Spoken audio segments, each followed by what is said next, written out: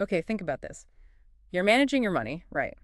But imagine your dollars are like physical cash, checking, savings, maybe some weird travel points, all a bit different, all on different platforms maybe. Uh, Well, crypto can feel like that, but way, way more complicated sometimes. You own a token, but then you find out it exists in like 5 different forms on different blockchains. It's just confusing. it absolutely is. And look, this fragmentation, it's not just annoying for, regular users. It's a real headache for the whole system. How so? Well, developers have to code for all these different standards, right? And liquidity, the money available for trading, it gets spread super thin across all these versions. It just adds friction everywhere. Yeah. Okay. And that specific pain point, that fragmentation, that's exactly what we're diving into today. The IOTEX network, they're actually trying to fix this for their own token, IOTX. Right, with this proposal, IP48, it's aimed squarely at untangling this whole multi-token mess. And for this deep dive, we're not just looking at some, polished white paper. We're actually digging into the conversation around it. Yeah, the actual discussion thread for IP48, that's where you see the proposal itself, but also crucially, where the community chimes in the support, the worries, the tough questions, it's all there. All right, mission accepted then. We're going to unpack IIP48, figure out these different IOTX versions, see what the proposal actually wants to do, and get a feel for what the community really thinks. Okay, so the basic problem is just that IOTX, the asset, it exists in multiple ways, both on different blockchains and even within the main IOTX chain itself. Right. Sounds like just IOTX, but the source material shows, like you said, there are these distinct types floating around. Exactly. According to the proposal and the discussion, we're looking at 4 main kinds. First, you've got Native IOTX. Okay, the original. Yeah, the base token on the main IOTX L1 blockchain. That's what you use for gas fees. It's what's traded on the big exchanges. Yeah. Binance, KuCoin, Gate, places like that. Got it. What else? Then there's WIOTX. That's a wrapped version, but it lives on the IOTX L1 chain itself. Think of it as the format needed for DeFi and dApps that run directly on IOTX. Okay, so native for the chain basics, WIOTX for the apps on the chain. Makes sense. And then, here's where it gets a bit historical. There's the ERC20 IOTX. This is an older version living on the Ethereum blockchain. Ah, like from before their mainnet. Kinda, yeah. It's still out there listed on places like Coinbase and Gemini. Now, the source has a huge chunk, like 87% of this version was burned when the main IOTX chain launched. Oh, okay. But the rest is still technically convertible one-to-one with native IOTX. However, and this is key, the proposal points out that the price doesn't always match up perfectly. There are discrepancies. Why is that? Probably because there just isn't much of it available on Ethereum anymore, so liquidity is thin. That can mess with the peg. Yeah, that one-to-one promise breaking down, even occasionally, must cause serious confusion, especially if you see it on a major exchange like Coinbase. Absolutely. And then finally, the one that's sort of central to this proposal, CIOTX. That stands for Cross-Chain IOTX. Okay. This is the version they've already been using to move IOTX between different blockchains like Polygon, BSC, Ethereum using bridges. Okay, hold on. So native wrapped on IOTX, the old Ethereum one, and a cross-chain one already in use. Phew. That is a lot for one asset.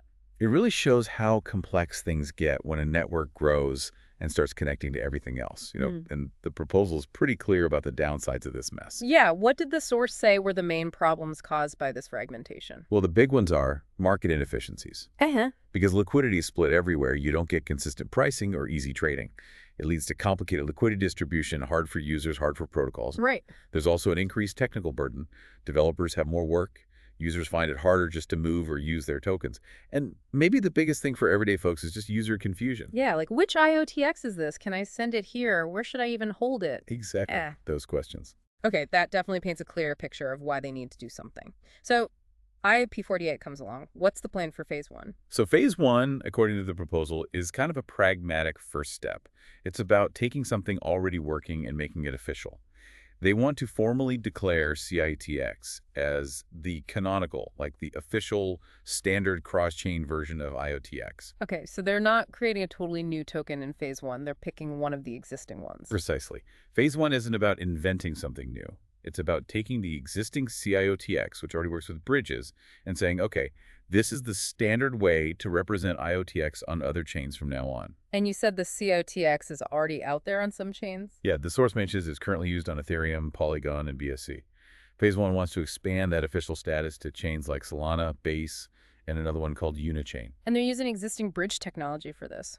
That seems to be a core principle here. It's already running through established bridges like IOTube and Wormhole, and the plan is to keep using that kind of trusted infrastructure. Okay, so they make it official, but how do they actually get everyone, exchanges, wallets, users, to use CIOTX as the standard? That sounds like the tricky part. It really is. It's all about coordination. The strategy has a few parts. First, obviously, the formal adoption, the official declaration itself. Right, the easy bit maybe. Maybe. But then comes the tough part, coordination with all the external players. They need to work with exchanges, CEXs, wallet providers, data sites like indexers, dApp developers, Why? to get them to recognize and list CIOTX as the main multi-chain version. The proposal says this is crucial for a unified user experience. You need everyone on the same page. And yeah, you mentioned the community feedback. Getting exchanges like Coinbase on board seems like a huge potential hurdle people are worried about. Definitely a major theme in the discussion thread, yeah. The third piece is liquidity expansion. They need to work with liquidity providers and DeFi protocols to actually build up liquidity for CIOTX on these other chains. Makes sense. No point having a standard if you can't actually trade it easily on Solana or Base or wherever. It's exactly right.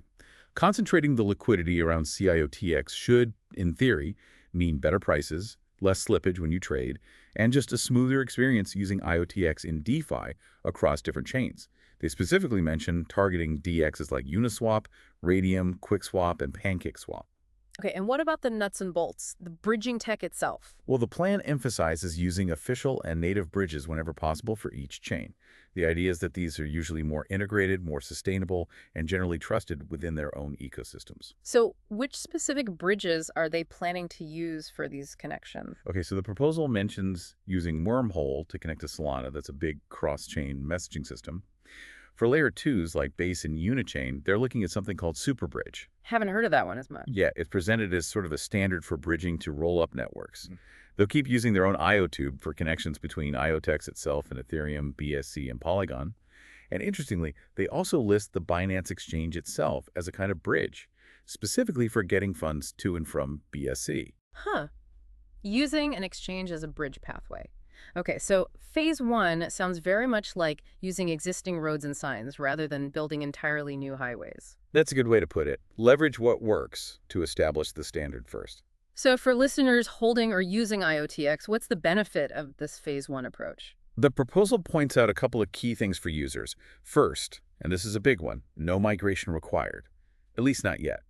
If you already hold CIOTX or you can easily swap for it, you don't have to do anything immediately in phase 1. It's about formalizing the existing asset, not forcing a swap right away. Okay, that avoids a major potential headache for people. That's good. It definitely lowers the initial friction. It should also lead to improved discoverability. When CIOTX is the standard, it should be easier to track your total IOTX across the different chains using portfolio tools or data sites. Less confusion about which version is which. Right, and what about using it in dApps? That's the DeFi compatibility angle. Standardizing on CIOTX should make it simpler to jump into DeFi protocols on other chains interacting with Radium on Solana, Uniswap on Base, QuickSwap on Polygon, like we mentioned. Okay. And security, always a big question with bridges and new token standards. What's the plan there? Yeah, they address that for any new smart contracts needed, like deploying CIOTX onto Base or Unichain for the first time. The proposal states these will get full audits from security firms before launch. Standard procedure, good. What about the bridges themselves? Well, the strategy relies on using these established, known bridges, Wormhole, Superbridge, IOTube, which already have their own security measures and track records. Plus, using Binance for BSC transfers leverages their existing security infrastructure. Okay, so phase 1, formalize CIOTX using existing audited tech. But the proposal mentioned phase 2, what's that about? Right, phase 2 is flagged as a future step. It would require a whole separate proposal, another IIP, and that's where they'd introduce a new, truly unified token. Ah, so that's the consolidation step. Exactly. Phase 2 would aim to merge everything Native IOTX, WIOTX, and, importantly, figure out how to retire that old legacy ERC20 IOTX from Ethereum. So phase 1 is like getting everyone to use the same type of cross-chain adapter, and phase 2 is creating a whole new universal plug. That's a pretty good analogy, yeah. And dealing with that legacy ERC20 token, especially the one on Coinbase, is specifically called out as needing careful discussion with the community and exchanges. Why is that one such a focus? Well, like we discussed, it's on major platforms, but it doesn't always hold that perfect 1.1 peg with native IOTX. Mm. Figuring out how to handle that inconsistency and smoothly transition users away from it towards the new unified token in Phase 2, that's going to be a major challenge. Okay, got it. So we've covered the problem, the two-phase solution, the strategy. Let's switch to the community reaction. What did people actually say in that discussion thread? It was a real mix, which is usually healthy. On one side, you had quite a bit of enthusiastic support, lots of people saying, yes, finally, this is needed. They felt it would strengthen IoTeX, make things simpler, boost adoption. So people felt the pain point. Definitely. Some shared stories about how confusing it was trying to manage both native and the old ERC20 IOTX, especially for people who aren't super technical. Comments like, fantastic decision, perfect proposal were in there. Okay, but it's never all positive in these governance discussions, right? What were the concerns? No, absolutely not. Several big concerns popped up. One user, Renter of Victor, asked a really important supply question. They were looking at the numbers, maybe seeing 9.44 billion circulating versus a 10 billion total supply figure somewhere, and worried if this whole process might somehow increase the supply or dilute value. Yeah, any hint of changing token supply always makes holders nervous. Always. And the same user, Renter of Victor, also brought up timing risks. They asked if doing something this big during a bull run, they mentioned 2025 specifically, was really wise. Why the timing concern? Fear of disruption, basically. They worried tokens might get locked up during the process, or maybe dilution could happen. They actually mentioned a bad experience they had with a token migration from another project called DRF as a reason to be cautious. So past traumas from other projects influencing their view here. Understandable. Very much so. Another big one, raised by someone called Cryptor, was exchange support. This person pointed out, look, the team's apparently been trying to get Coinbase to list native IOTX for ages without luck. Right. So the risk is, if IOTX changes its token structure significantly, especially with that future Phase 2 unified token, will exchanges like Coinbase even support it?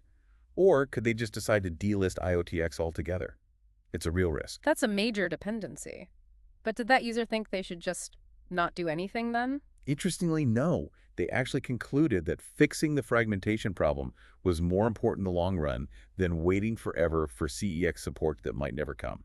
Okay. So acknowledge the risk, but the problem's too big to ignore. What else? Well, some people, like users Osadrak and PC717, basically said they wanted one single token now.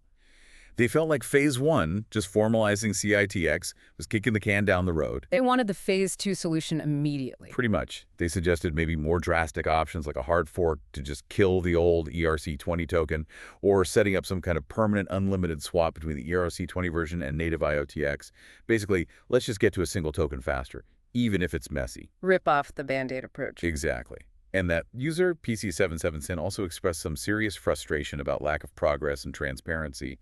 They called the lack of clear timelines hype and scam, and seemed skeptical about whether the team was really talking seriously with the big exchanges. Oof. Strong words. Reflects some real impatience there. Yeah, definite frustration. But then, importantly, there was an update posted in the thread by a team member, Rollin, back in May 2025. Oh. What did they say? He directly addressed some of this. He confirmed, yes, they are talking to major CEXs about IIP48. He said the response was encouraging, but, and this is the crucial part, they don't have firm timelines for integration from the exchanges yet. Okay. And that, he explained, is why IIP48 hasn't moved forward faster. They basically can't fully implement Phase 1 without that CEX coordination piece falling into place. So the bottleneck is the exchanges, at least according to the team update. That's what they're saying. He also added that in the meantime, after talking internally and with some community reps, they decided that CIOTX can act as a sort of temporary unified IOTX pegged one-to-one with native. Feels like a way to provide some cross-chain benefit now while they continue working on the bigger CEX coordination needed for the full Phase 1 rollout. Okay, so a sort of interim step while the main blocker is addressed. Right, we've really covered a lot here. The messy fragmentation, the Phase 1 plan using CIOTX, the strategy, the longer-term Phase 2 goal, and then this really rich community feedback showing both the desire for change and some very real anxieties. Yeah, it's definitely not simple, like most things in crypto, really. So let's bring it back to you listening. Why does grappling with all this detail about IIP48 matter? Well, first off, if you hold IOTX, especially if you have it in different forms, or maybe on an exchange like Coinbase that still uses the old ERC20 version, you need to understand this. This proposal shows the direction the project wants to go, and future changes could affect how you manage or access your tokens. Right. And if you're building on IOTEX or using dApps that connect to it. Then this proposal clarifies the roadmap towards having a standard cross-chain token. That should eventually make life easier for developers and users interacting across different blockchains. And maybe more broadly, this whole situation is just a great case study, isn't it? Absolutely. It really highlights the challenges of managing tokens when they spread across multiple different blockchain ecosystems. You see the whole decentralized governance process play out: the initial idea, the community debate, the team responding, the delays caused by needing external partners. Yeah, it shows that even when a problem seems obvious, like too many token versions, the solution involves navigating tech, community sentiment, and getting outside players on board. Exactly. It's messy. So wrapping this up, the core tension we saw throughout this discussion is pretty clear.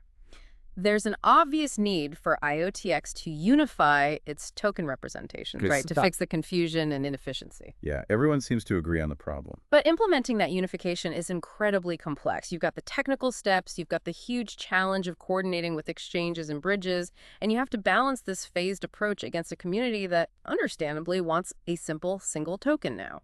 And phase one, this IIP48, it looks like a pragmatic attempt to use the existing CIOTX as a standard, maybe as that interim step while they tackle the bigger coordination issues.